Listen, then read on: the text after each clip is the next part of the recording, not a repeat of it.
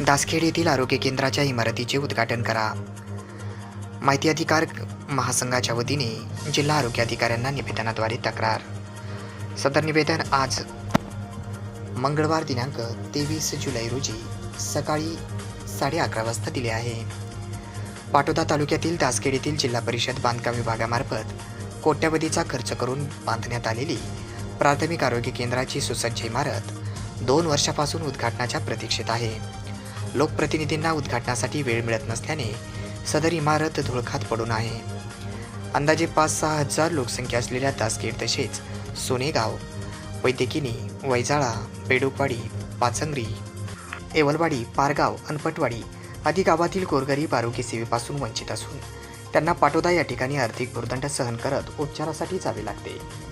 त्यामुळे तातडीने प्राथमिक आरोग्य केंद्र सुरू करून आरोग्य सुविधा पुरवण्यात याव्यात, अशी मागणी माहिती अधिकार कार्यकर्ता महासंघाचे जिल्हाध्यक्ष डॉक्टर ढवळे यांच्या नेतृत्वात जिल्हा आरोग्य अधिकारी, जिल्हा परिषद बीड डॉक्टर उल्हास कंडाळ यांना तक्रार केली आहे.